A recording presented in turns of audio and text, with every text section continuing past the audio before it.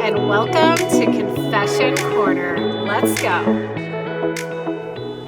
All right, today is going to be a quick little confession corner for you, but I have felt the need to say this because I know so many of you that listen have been listening since the very beginning, and I freaking love you so much, so much. I'm so thankful you're here.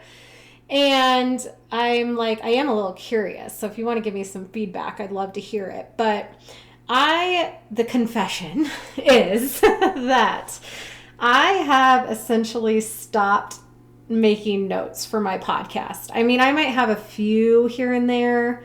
But yeah, the last, 5 or 6 episodes I've done, I've really been just winging it. There might be, 4 things that I have written down to just keep me on track and make sure I'm not just a rambling mess for you.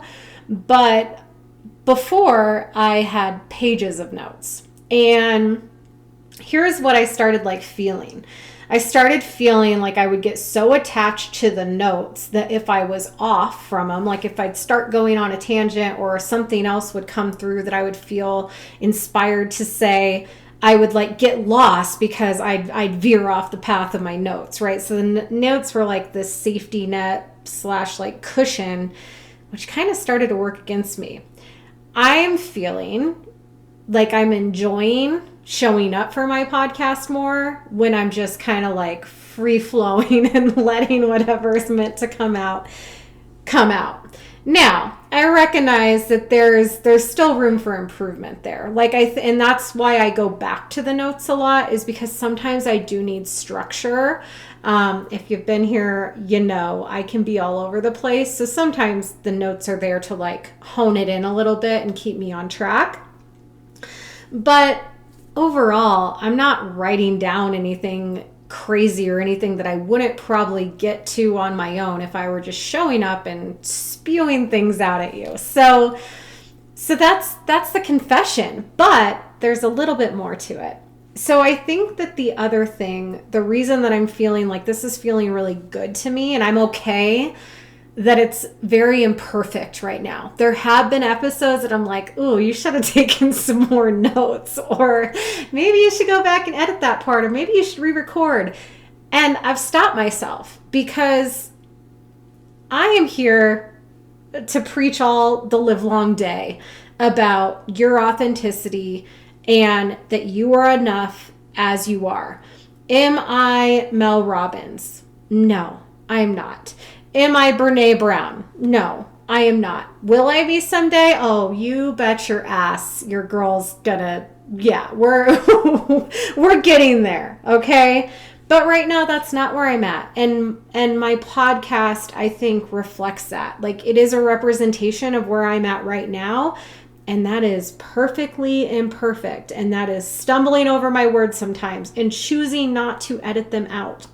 It is maybe going off on a tangent and deciding that that's okay and that it's enough. I'm enough as I am, and it doesn't need to be this clean, polished, edited, watered down, bullet pointed version of what I want to say to you. Now, if you're listening to this and you're I was wondering what the hell went wrong the last 5 episodes, definitely let me know. But the point is that we're constantly overthinking things, and we're constantly being so hard on ourselves about things. And we want to come across as so polished, so professional, so put together. And I believe those things are important. There's a place for those things. That, of course, I'm not talking down to that at all. But what's most important is that you're actually showing up as you, that you're being the realest version of you. If you drop F-bombs and you get emotional when you talk about things that you're passionate about, and you choose not to do that in certain situations because you don't feel professional enough, polished enough, confident enough, you're not being true to yourself in those moments. So this confession is to just put this out here in case you've noticed, give you some answers.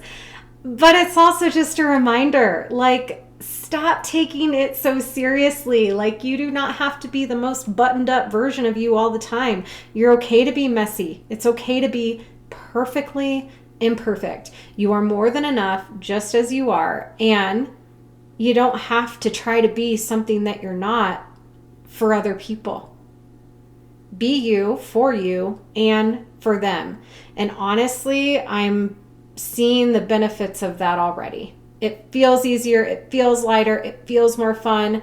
And I like to believe that my messages are going to land with the right people at the right time because I'm saying it from my heart and not some rehearsed version of, well, this is what Google says, or this is what, the experts are saying. There might be a time and place for that at some point in my business, and now's just not that time. Now's the time that I choose to meet myself where I'm at.